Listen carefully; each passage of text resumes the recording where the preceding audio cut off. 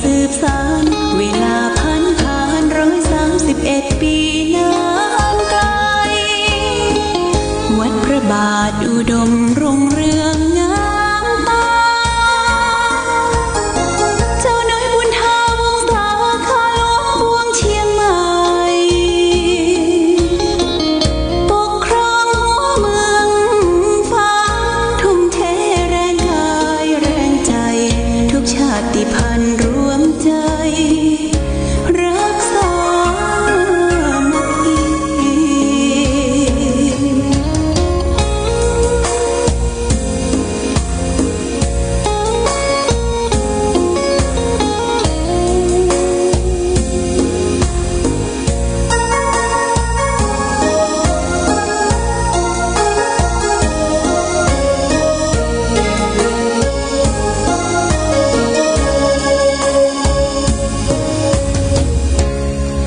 ก่อนเป็นวัดร้างโบราณ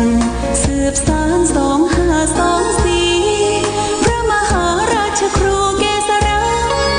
ปัญญาปรมาติกาจารย์จากวัดดับภัยเชียงใหม่สืบสานเวลาผ่าน131 ปีนานไกลวัดพระบาทอุดมรุ่งเรืองงามตาเจ้าน้อยบุญธาวงศาข้าหลวงปวงเชียงใหม่ปกครองหัวเมืองฟ้าทุ่มเทแรงกายแรงใจทุกชาติพันธุ์รวมใจรักษามัคคี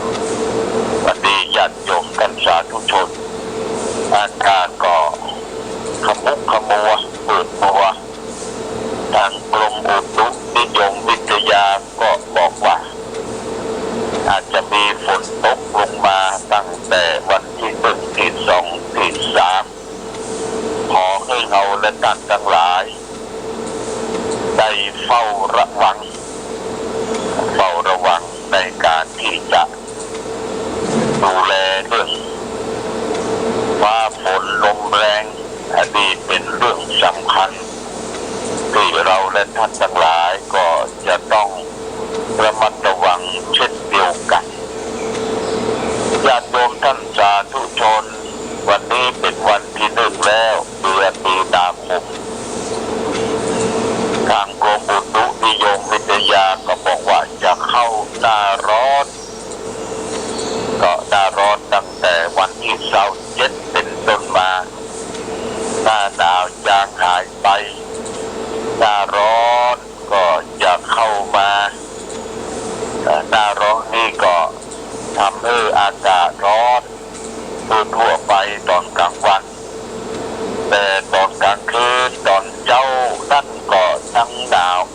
อยู่นะยังมีความเล็กความหนาวพวกเราและท่านทั้งหลายก็ต้องได้ประสบกับความเล็กความหนาวความร้อนที่มันเป็นเรื่องของธรรมชาติของอากาศของอุณหภูมิต่างๆที่มนุษย์โลกที่อยู่อาศัยในโลกใบนี้จะต้องประสบกับสิ่งทั้งหลายทั้งปวงแต่ว่าความเปลี่ยนแปลงของดินฟ้าอากาศก็ทำให้เกิดโรคภัยไข้เจ็บนานาต่างๆแก่ผู้คนทั้งหลายเพราะฉะนั้นเขาก็ต้องระมัดระวังโรคที่ยังระบาดอยู่ที่ทั่วโลกก็ยังกับเรื่องของโควิด-19 ยัดยมทางประเทศไทยเขาก็รับอดีละยาที่จะมาฉีดป้องกันแต่ว่าเป็นจะใช้ที่ส่วนกลางก่อนโดยเฉพาะอย่างยิ่งที่ยังวัดสมุทรสาครนี่จะเป็นจังหวัดแรกจัดเพราะว่าเกิดระบาดที่นั่นนี่ก็พวกเขาทั้งหลายก็ฟังกันไว้ก่อนเนาะจะไปท่องตีโพยตีพายการฉีดวัคซีนที่จะป้องกันโรคโควิด-19 เนี่ยก็จะว่าปั๊บจะไปฉีดกันก็จะต้องคัดกรองดูเรื่องของความดันป้องวัดโรคหัวใจป้องอย่างป้องเด็กยันยกเพื่อมีผลกระทบ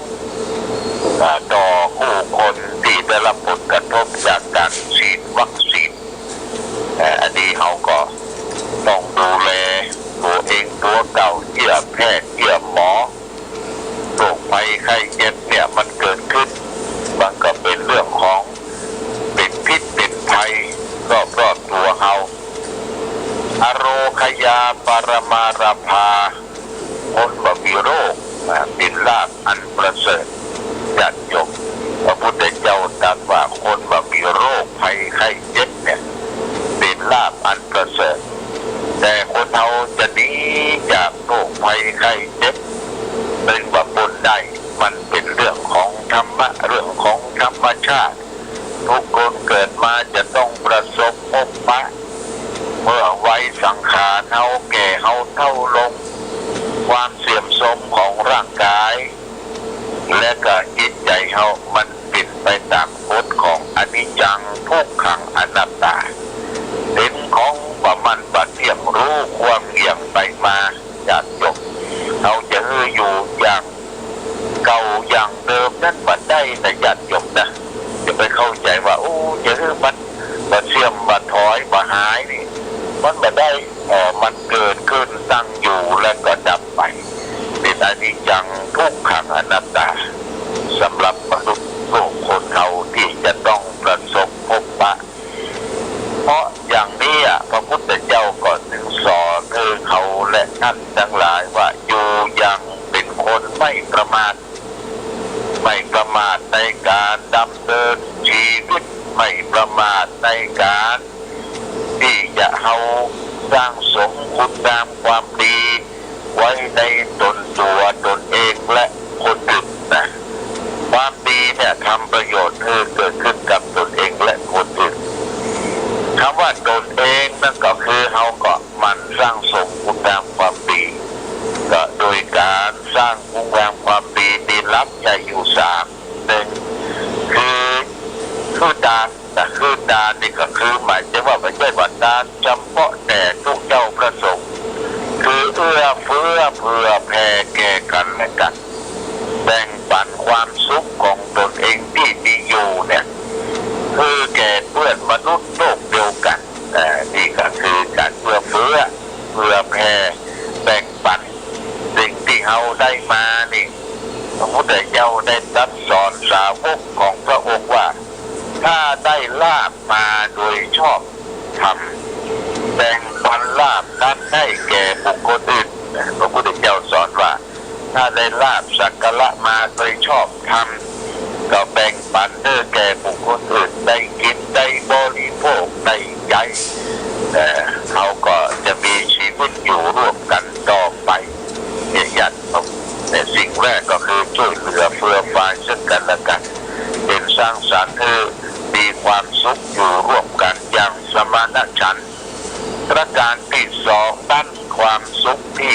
เราจะพึงทำความดีที่จะพึงได้ก็คือการรักษาตัวเองเนี่ยให้มันบริสุทธิ์พอสมควรก็คือรักษากายวาจาสมบัติตลอดถึงจิตใจเขาการรักษากายนั่นก็คือรักษาศีลนั่นเองญาติโยมบ่ไปฆ่าสัตว์ตัดชีวิตเบียดเบียนสัตว์เล็กสัตว์น้อยบ่ไปข่มเหงกระเด้งร้ายแก่สัตว์อื่นและก็บ่คิดโลภเบียดบังของคนอื่นมากินมาใจมาบริโภคและก็บ่คิดนอกอกนอกใจที่รักเมียแปลงสามีภรรยาของตนเองที่มีเจ้าของแล้วก็มาได้ไปสืบถือกินสุรายาเมาเครื่องดองของเมาหรือยาเสพติดคือโทษนี่คือการรักษากายรักษากายให้บริสุทธิ์จากกายแล้วส่วนต่อไปคือรักษาวาจาวาจาคือกำอู้กัญจาประสบปากของเราเนี่ยยันยมรักษาอย่าไปอู้ปนพิษอย่าไปหาความทะเลาะเบาะแว้งซึ่งกันและกันคือรักษาวาจาของตนเองให้บริสุทธิ์อยากรักษากายวาจาแล้วเขาก็ขึ้นต่อไปแห่งขั้นสูงสุดคือการรักษาใจการรักษาใจนั่นก็คือใจเขาบ่คิดโลภอยากได้ของไผ่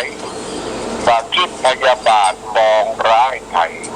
ไม่เห็นชอบไปตามทำนองกรองคำเห็นว่าทำดีย่อมได้ดี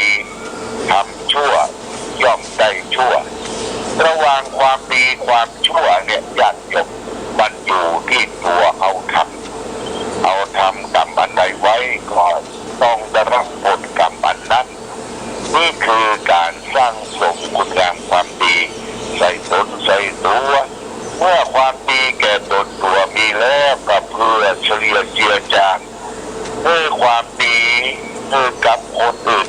แก่เพื่อนมนุษย์โลกเดียวกันนะญาติโยม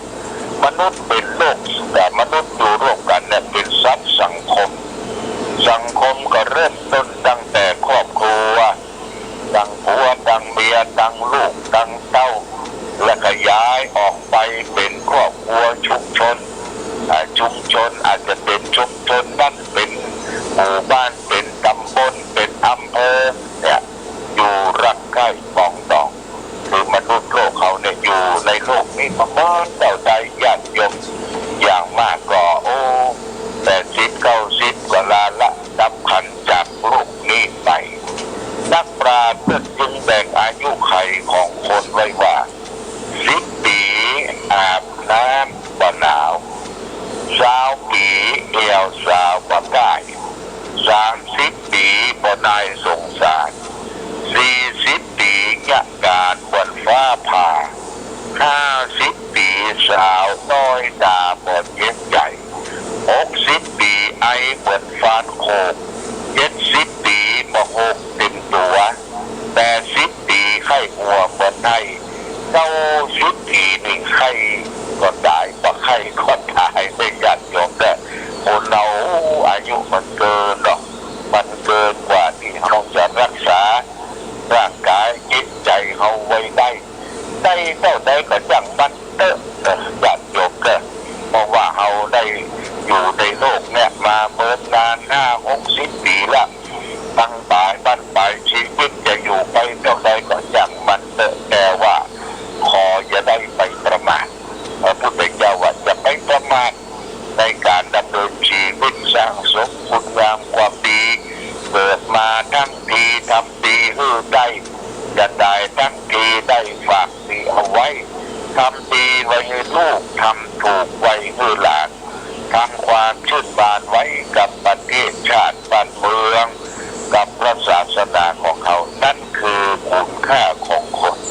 ที่ได้สร้างประโยชน์ตนประโยชน์ท่านเนี่ยญาติโยมสาธุชนทั้งหลายขณะที่ได้ออกเสียงนี้อยู่ที่บนไม่เลยญาติโยมที่บนพระเจ้าตุลหลวงได้ขึ้นมาแต่ว่าวันอาทิตย์ทุกอาทิตย์วันเสาร์เนี่ยจะขึ้นมา สถานที่ที่เราได้สร้างได้แฝงที่ไว้สักการะบูชาอย่างเมื่อ7 วันที่แล้วเขาได้สละสลงองค์เกศเก้ายังพระเจ้าใหญ่ตัวใหญ่ที่บนวัดพระธาตุศรีมหาโพธิ์สาธุชนญาติโยมท่านสาธุชนก็ไปนักหนาป้าบ้านโดยเฉพาะอย่างยิ่งพี่น้องสวนส้มพ่อเลี้ยงทั้งหลายก็รับเป็นเจ้าภาพเจ้าศรัทธากันอาการทายทานแต่พระสงฆ์เอาส้มเอาหยังไปถวายเป็นยอดกันยอดตานผ่านไปนี่5-6-7 วันก็หลังจากนั้นก็ได้ลงไปทั้งลูกญาติโยมไปวัดลูกไปทำการทำงานทำนั่นทำนี่ก็ไม่ได้ขึ้นมาก็ตะวันก็ขึ้นมาดูความเรียบร้อยดีงามทั้งบนนี้ก็มีนักการคือผู้ดีดูแลญาติโยมนะดูแลสถานที่คือคุณประพันธ์ก็ดูแลเรื่องน้ำเรื่องน้องปลูกดอกปลูกดวงจัดสถานที่รอบองค์พระเขียวชอุ่มไปทั่วชื่นโอมเช่นใหญ่เอามาพักมาผ่อนก็มาไหว้มาสาญาติโยมก็พักเปลี่ยนเวียนกันไปเด้อขึ้นไปวัดไหว้พระเจ้าหลวงเป็นพระประจำอำเภอฝากประทานพรอวยพรแก่เราและท่านทั้งหลายเนี่ยก็อยู่ที่บนเต๊ะญาติโยมอากาศก็หนาวอ่อนๆแต่มันรับอิ่มนั่นจะใดคือรับเนี่ยมันตื่นขึ้นมามันชดชื่นแจ่มใสญาติโยมก็เหมือนกับเรานอนที่อื่นเนี่ยรับอิ่มรับยศแต่เอาไปพักบนวัดพระธาตุศรีมหาโพธิ์เนี่ยรับอิ่มรับเต็มญาติโยมได้ไหว้พระสวดมนต์ได้เป็นกำลังใจให้แก่ทุกเจ้าประสงค์ผู้ปฏิบัติงานอยู่ที่บนนี้ก็ญาติโยมมีโอกาสและเวลาว่างจากการจากงานก็ขึ้นมาไหว้มาสาปฏิบัติบัตรโบดูแลองค์พระเจ้าใหญ่ประจำอำเภอฝางที่วัดพระธาตุศรีมหาโพธิ์โพธารามตำบลปกน้ำร้อนของเราวันนี้ก็อากาศญาติโยมอย่างที่กล่าวไว้แล้วว่าพี่น้องที่ปลูกหอมจีนที่ปลูกหอมแดงก็กลัวฝนจะตกคำจะพยายามเร่งรีบหอมลงหัวลงอย่างเพื่อการเริ่มจะทกแล้วก็จะได้ใส่กระสอบไปขึ้นไปขายดูแลครอบครัวชีวิตของตนเองอยู่มีความสุขนี่ก็หันใหญ่คนที่ทำการเกษตรการเกษตรกรรมหอมเตรียมก็ราคาก็พอดีหอมจีนก็ราคาเท่าใดก็ยังบ่ฮู้ดอกอันนี้ก็อยู่ที่การเกษตรกรรมการเพาะปลูกก็ขอส่งเสริมแต่ขออนุโมทนาส่งเสริมทุกท่านที่ได้ตั้งอกตั้งใจปลูกฝังเพื่อปันปัญญาหารของกินของใจของขายมีผลผลมีกำไรงามก็ขออุปถัมภ์หรือว่าส่งเสริมเพื่อเราและท่านทั้งหลายได้ทำหน้าที่ทำมาอาชีพทำมาสัมมาชีพโดยทางซื่อสัตย์สุจริตอย่างดีเป็นต้นเอาละญาติโยมท่านสาธุชนทั้งหลายก็มีเวลาเหลือก็ประมาณ 4-5 นาทีโอกาสนี้ก็ขออำนวยอวยพรคือญาติโยมท่านสาธุชนท่านผู้ฟัง